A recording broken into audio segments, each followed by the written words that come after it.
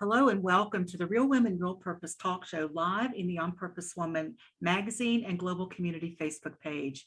I'm Jenny Robertson, one of the hosts of the Real Women, Real Purpose talk show, and I'm also the founder and publisher of On Purpose Woman magazine and the founder of the On Purpose Woman global community. My guest today is the other host of the Real Women, Real Purpose talk show, Kathryn Yarborough, and we're going to talk about the vibrant entrepreneur's journey. Hey, Kathryn, glad you're here. Hi, Jenny. Happy to be here. For those of you who haven't had the opportunity to meet Kathryn, she is a vibrant speaker coach and manifesting clients mentor for women entrepreneurs. Kathryn teaches her clients how to become engaging, expressive, and impactful speakers who attract clients. She is the founder of the Manifesting Clients Academy, an inspirational speaker, and the best-selling author of Keep Moving Forward, a guide for the on-purpose solopreneur. Great book. Check it out. She's also my good friend and collaborator. And you'll want to stay tuned if you feel called to shine brightly, but keep yourself hidden, stay small, or you settle for being mediocre. Kathryn's going to share 7 steps that can take you from being in the shadows to shining brightly. Are you ready? I think I am. Okay, so we're going to talk about the vibrant entrepreneur's journey. So first of all, can you share what you think the characteristics of a vibrant entrepreneur are? Yes. I actually think of 2 things when I think of a vibrant entrepreneur, and I'd be curious to hear what you think of it as a vibrant entrepreneur, Jenny, and anyone who's watching, because I'm kind of discovering this as I go. The 2 things that I think about, one is that a vibrant entrepreneur is shining. They're sharing their light, they're speaking up, they're being seen. People see them because they're showing up and shining and speaking up. So their vibrancy is palatable. It's real. They're not hiding in the shadows. They're not on the sidelines. They're, if we were to use a baseball metaphor, they're at bat. Mm-hmm. They're out in the field. They're playing and they're being seen. And a second aspect, when I think of a vibrant entrepreneur, a second aspect is someone who is vibrant in life, who shares or is healthy, is alive, and not just breathing alive, but feels alive. When you have a conversation with a person, they're not dull, if you will. They're alive. They're in their life. They're taking care of themselves physically. They're vibrant. They have a vibrant life. They have lots of components to it that feel good to them. So, I mean, what I haven't really said is the entrepreneur piece, but they're an entrepreneur. So a vibrant entrepreneur has her or his own business and is robust and shining in it. And so does that make sense? Do you have anything to add to that? I'd be curious. Does make sense. And I think what you're saying is that we bring our whole selves to it. We don't, if we really love what we do, and we're also this person who's, just loves being with people or is out there in the world, we combine those 2. We don't try to be one person over here as the entrepreneur, the expert or whatever. And that's where we can get stifled sometimes and shut down a bit because we want to do things perfectly. You may touch on that a little bit later, but also we let our inner vibrancy shine. We let what's already in there come out, right? Because that's one of your steps, I believe. We have to really acknowledge or reawaken, I think, the vibrancy that's already in there. We're going to talk about why we don't all have it, why we didn't hold on to it, right? Right. Well, it depends on the direction of this conversation goes, but I'm totally open to. You never know with us, do you? And so I think what you're also saying is that, or at least I feel like when somebody's vibrant, I want to be around them more. I want to lean in and listen to them speak. It's infectious. Vibrancy is infectious. So of course, if you're a vibrant entrepreneur, you're going to be out there hopefully attracting the right people to you, correct? Right. So, and interesting about that, we each have a unique vibration, an actual vibration, like a radio wave kind of thing.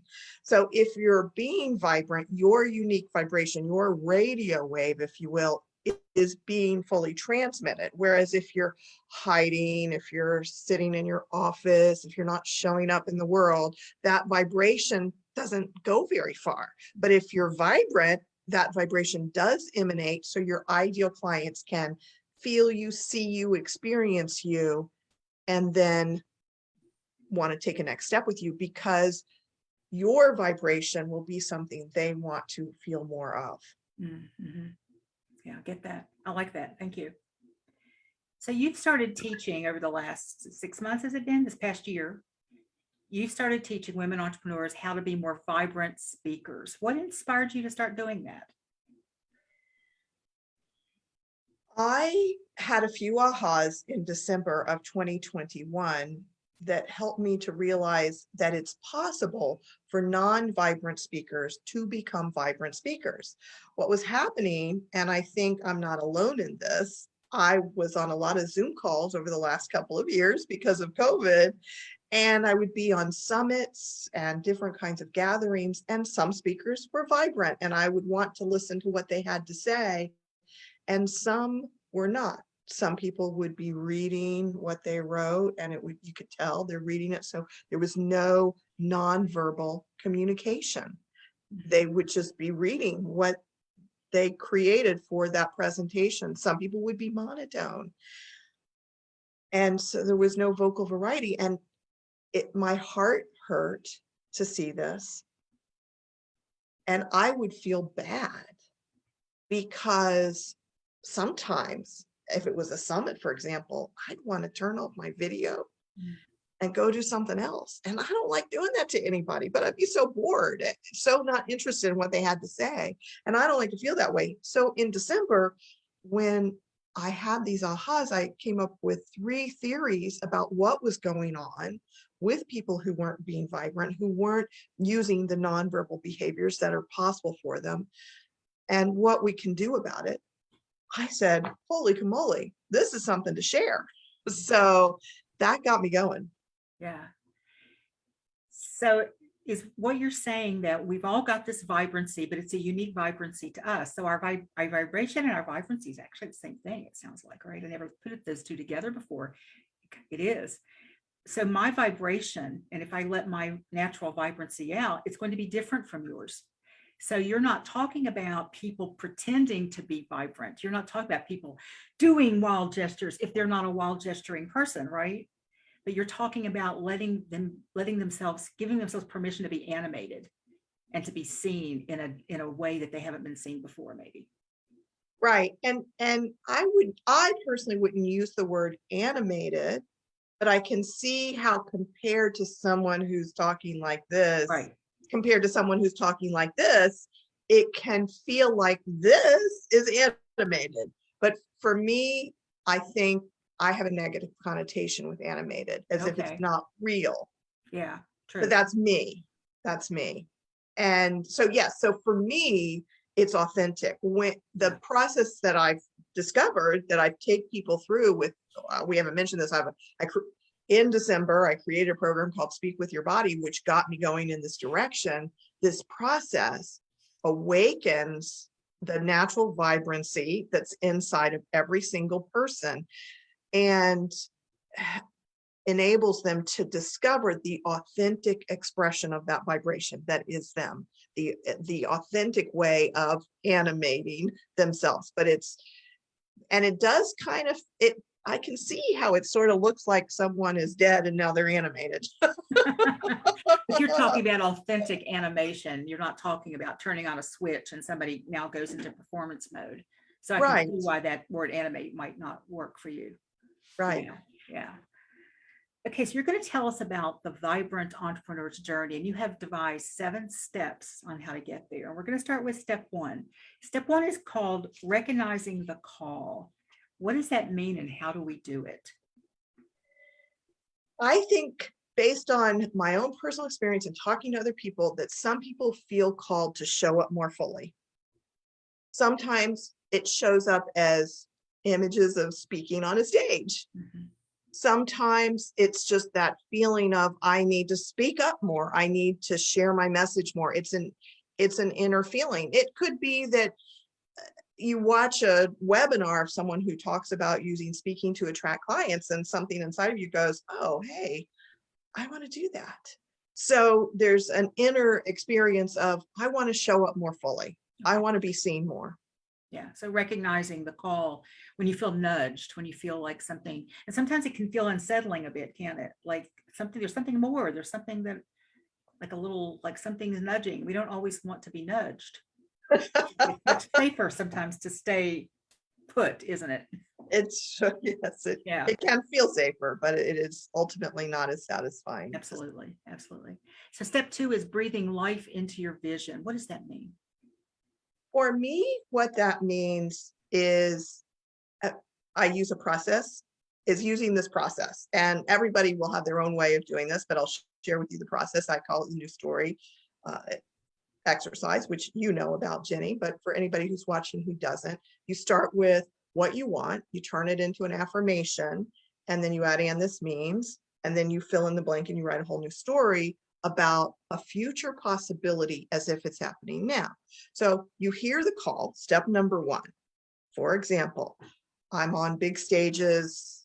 I'm speaking to rooms with over 75 people in them. Let's say Zoom rooms. That's actually something that's calling to me right now, if we're going to be honest. So a lot of times when I do events, there's 10, if I'm lucky, in quotes, lucky, 15 people. For me to step into speaking to rooms with 75 or more is a shift. I need to breathe life into this vision. So I can write a new story using this process. It starts with, I'm speaking to rooms with 75 or more women entrepreneurs in them, and this means. So I turned it into an affirmation, and this means, and I can fill in the blank with, I see Zoom screens, or where there's an arrow, where there's 3 Zoom screens, and I really have to prepare because there's so many people that I've got to be on, and I'm there. It's that kind of a thing. And when you do this new story process, you breathe life into this vision of a future that you haven't yet experienced. If your thing that's calling to you is to speak at events, you can create a new story. I speak at events, and this means, and you fill in the blank of what that means. So you start to paint the picture as if it's happening now, and that brings life, animation, if we're going to use that word again, life to that possible future, which makes it easier to move forward with it. Yes, I really like your new story process. As you know, we do it quite often, you and me together, and I do it by myself. And what it also does is it feels like it's encouraging to me. It gives me energy. It raises my vibration, especially when I think about the steps I now need to take to do whatever the new story is asking me to do, because usually when we say, and this means, it requires some action, right? Got to do some things. And so I really appreciate that because it inspires me more. I feel more alive and ready to take that action. So I like that process a lot. So next you say that we need to map a path to our dream business. How do we go about doing that? Well, that's probably a long-winded answer. So I'll try to talk about it in taste of it. pieces. Yeah. Yeah, we'll do a taste. So we're talking about a vibrant entrepreneur that feels called. At this point, I'm thinking that if you've already started a business, but if you haven't, you might even just feel the call to be a vibrant entrepreneur. You've got to get started with your business. You're seeing the vision of you speaking, of having a vision, of attracting clients. Now, how do you get from where you are to where you actually have that dream business? As you said, there are actions to take. There's a few things that I think we all need to do as entrepreneurs. One, get really clear about who our ideal clients are. Because when we're really clear about who our ideal clients are, we can create offers or packages or programs that actually meets their needs. If you don't know who they are, you're going to try to help everybody. And everyone who I know who does that, almost everyone, I think there are some people who somehow that works for, but for the most part, they just circle in trying to get clients. And the clearer you are about who your ideal clients are, the easier it is for you to put together packages, and the easier it is for you to put together your marketing. How are you going to communicate to these people? Well, there are these people. How do you communicate to them about your packages? That's your marketing or your offers or whatever it is you're selling to them. And so if you're called to show up to be a vibrant speaker as part of your journey of being a vibrant entrepreneur, then you get to find out about where those people are. That's part of your marketing. So you can show up and speak in rooms where they're hanging out. And that is about mapping a path. How do you get from where you are to where, in this case, I shared the example of speaking, having 75 people in my Zoom rooms when I do a workshop or when I'm speaking maybe in someone else's event. How do I go from where I am to that me? The steps, what are the steps that it'll take? That's mapping a path to your dream business and having all the pieces of it, your ideal clients, your packages, your marketing, and everything you need to do for all of that. Yeah, great step. Yes, important step, really important step. Step 4 is reclaiming your authentic vibrancy. And you use the word reclaim. And I've mentioned that a little bit earlier. I couldn't remember the word you used, but what you're saying by using the word reclaim is that we had it once, because you can't reclaim something you never had, right? Mhm. So what happened to it and how do we start to get it back?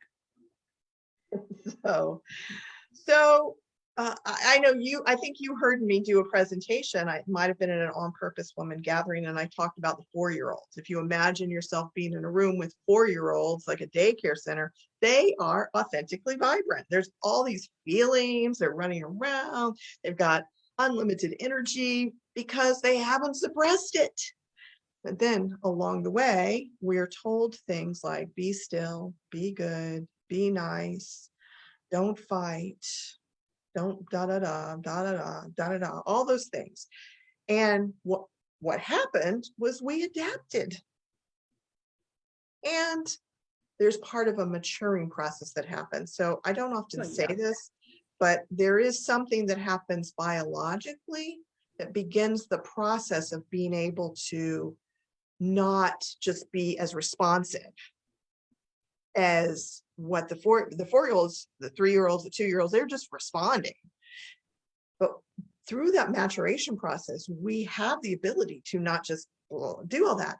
And when we combine that with the messages that we receive, many of us from the adults around, we suppress that natural vibrancy and create a body, mind, emotion split, or parts of ourself get scooched aside that could be the more expressive parts, maybe the angry part or the joyful part, something like that. Mm-hmm. So that's part of what happens, right? Does that all make sense? Oh, yeah. Yeah. I know I can certainly relate to that, as I'm sure most women watching, because we've all had some kind of experience where we were told, stop doing that.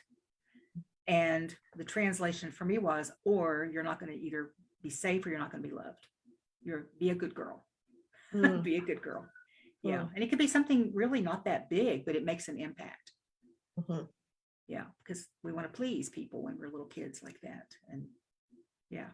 And sometimes as adults too. I And shared, well, that's where it starts, I think. Yes, absolutely. As adults. Yeah. yeah. As children, it has to do with our survival. We Right. instinctively want to please the adults. And then that's part of the adaptation. We just grow into these adults who are trying to please people. And so instead of allowing our authentic natural vibrancy to shine through, we're trying to please people and be good, be still, be nice, all those kinds of things. And that hence I go to Zoom rooms where people are sitting like this, and I'm wondering, why isn't anybody responding? And as a speaker, that is particularly challenging, isn't it? When people aren't responding to the speaker when you're the speaker. So I mean, what you're talking about today is about being a vibrant speaker, a vibrant entrepreneur. But I think it's also important when we play that role, we can show our vibrancy when we're supporting other people doing their thing and not just sit and be bored looking, right? Yeah. So step 5, we're already at step 5. discovering your authentic message. Why is that important? Well, thank you for the question, Jenny. I think that as an entrepreneur, we each have not just not just a vibration that comes through, but knowing that is unique to each of us. Mm.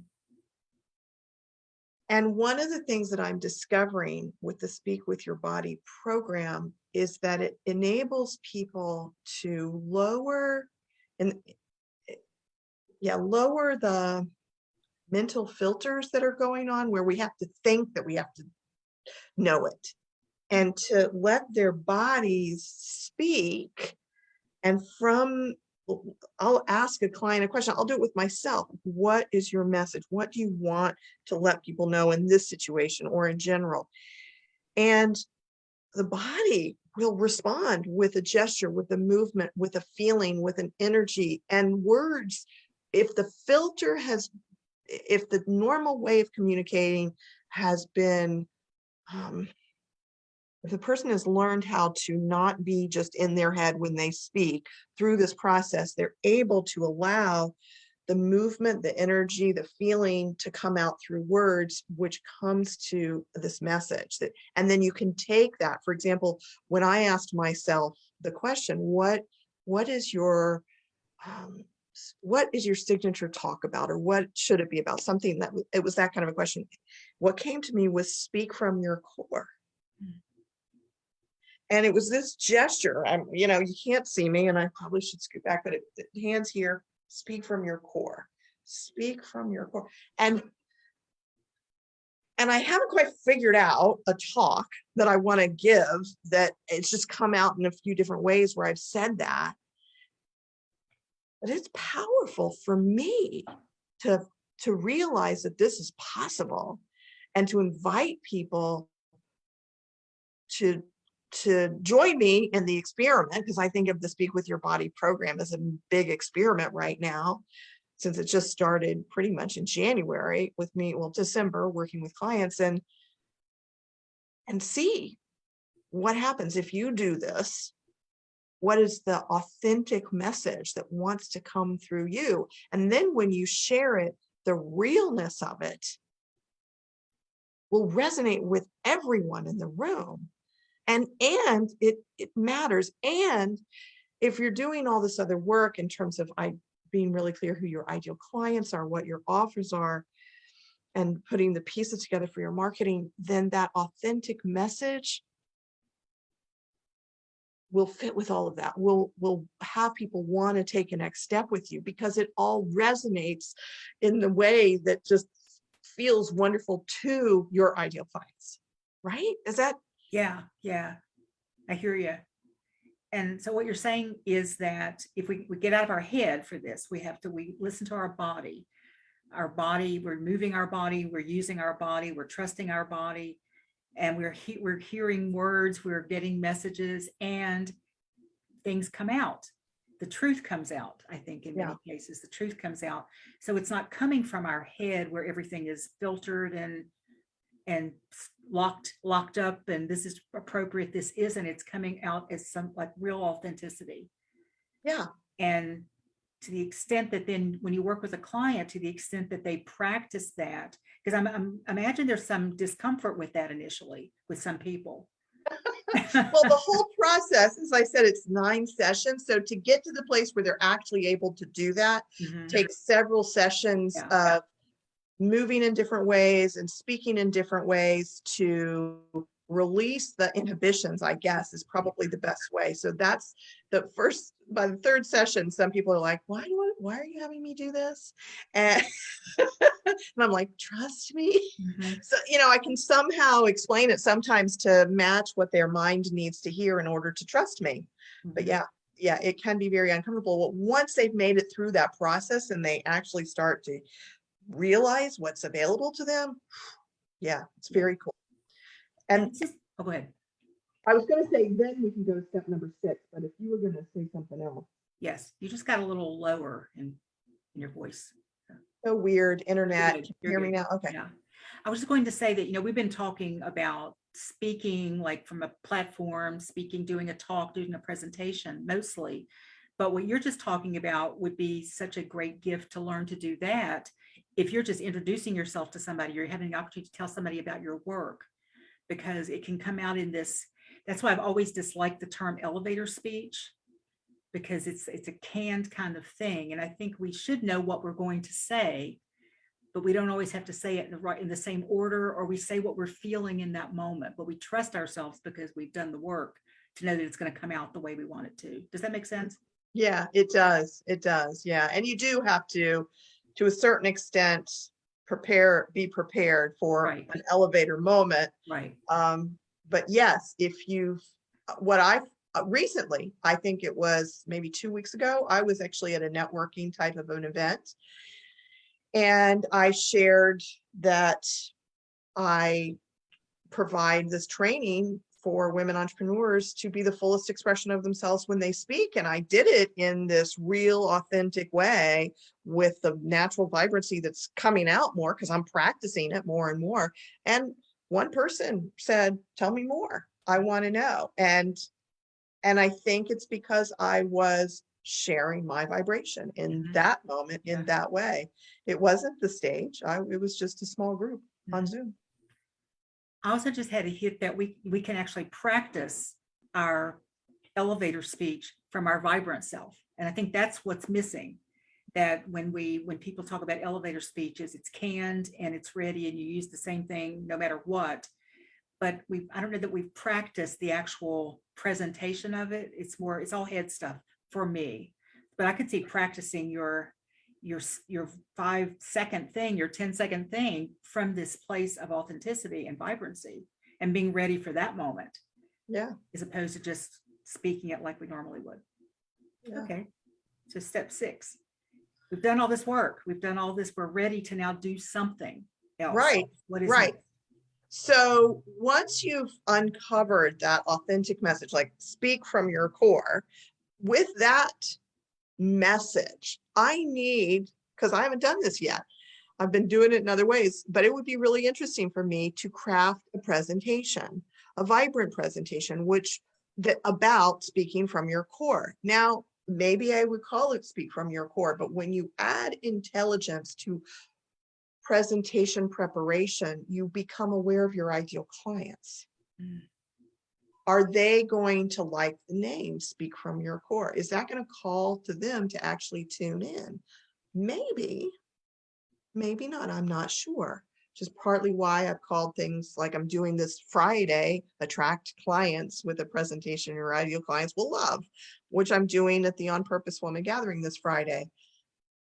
Maybe that speaks of, I'm not sure. Maybe I should play with a presentation called Speak from Your Core. But when you put the intelligence in, you also then go, well, how do you speak from your core? You bring your front lobe into the conversation and put a presentation together that will share that message, in this case, speak from your core, with actual information, stories, concepts that your ideal clients would appreciate. And so now we're at step 7. We need to get out there. So we've learned how to speak more vibrantly. We've gotten the confidence to speak more vibrantly. We've crafted a presentation we think our ideal client might resonate with. Now we've got to get out there. Can that be sometimes the stopping place for some people? Oh, I'm sure it's the stopping place for some people. And I also want to say that these 7 steps are spiral. So you might even start at getting out there. You might have already done a presentation. You might have spoken 50 or 100 times, but you're hearing a new call. So how do we get out there more? What's a first step somebody could take who hasn't been out there much? What might they do to find a place to get out there? Well, there's 3 easy things that I like to invite people to do. One is, goodness sakes, On Facebook, do Facebook Lives. It's so easy. It's free. You can do it on your personal page. You can do it in a group that you create. Do Facebook Lives and just see what happens. Mhm. A second thing is you can join the On Purpose Woman Global Community, which I recommend to any women entrepreneurs 100% times 100%. opwgc.com/join, $19 a month. And we didn't talk about this as an advertisement, but my goodness, join it, because if you join, you can get featured member spots, either 5 minutes or 3 minutes at our meetings, and you get to practice Yeah. speaking. And what's nice about that is it's on a Zoom call, and you'll see how people respond to you a bit. Now, if you have local meetings of any kind, whether it's On Purpose, woman, or other kinds, and there are speaking opportunities, then take advantage of those. If they're featured members, 5 minutes, or you get a bigger speaking spot, take advantage of those. Start looking where your ideal clients, and see if those people where they gather, if they have speaking spots. And the last thing that's relatively easy and relatively inexpensive, if you're still new to speaking, is Toastmasters. Let's talk about that a little bit. Yeah, so it's so cheap. $45 every 6 months. Talk about cheap. It's almost, I mean, it comes close to how inexpensive On Purpose is, but I mean, seriously, Jenny. And you learn a lot, and there's tons of clubs out there. I'm part of a local club as well as a online club for coaches, speakers, and authors. And I love it because I get to practice presenting. I get to practice running the meeting. I get to practice evaluating people. I get to practice doing all kinds of roles, and I learn with every single thing that I do. And there's a community to get to know other people. It's a cool thing to do if you want to become a better speaker. Well, tell everybody how they can find out more about what you do, and if you have anything coming up. Okay. I have a workshop that's happening on July 29th. It's called Speak to Attract Clients. It's a 3-hour workshop. If you want to use speaking to attract clients, if you want to play with some of these pieces of it, come and join me. It's only $47, and go to my website at manifestingclientsacademy.com, and you'll find the link under the events and services tab. And also, I encourage anybody who wants to be more authentically vibrant to get my free assessment. So this is totally free. And you can go to manifestingclientsacademy.com/how vibrant am I. You just type those words, how vibrant am I? And you can get my free assessment that way. And it's super cool because you can use this and watch yourself on a video, and you'll give yourself a cool rating from 0 to 100, and you'll see if you could improve vibrancy. We'll put that in the comments so people can find that information too in the comments below. So, final words of wisdom. Do you have, if you were going to leave our people watching today with one thing, and you may have already touched on it, what do you want to either repeat or just leave them with that you think is really important? I think pursuing vibrancy and being on the path of being or becoming a vibrant entrepreneur is worth it. Whether we're talking about the first definition of a vibrant entrepreneur who's shining her light and being seen by lots of people so she attracts a lot of clients, or that second definition that I talked about, which has to do with you're feeling a lot of life and you're feeling healthy and you're just a vibrant person. Mm-hmm. And hopefully it's both, that you want both, but either one of those, I think it's just worth it to say yes to being vibrant. Sometimes I feel myself, Jenny, not vibrant. I feel maybe a little depressed or sad, or button's been pushed. I told you before we got on the call this morning, the button had been pushed. I was feeling triggered this morning. And sometimes when I'm alone, it's the evening, and I'm not feeling that sense of vibrancy, and I remind myself of this path that I'm on and that I'm inviting other people to be vibrant. And it's like, yeah, it's a good thing.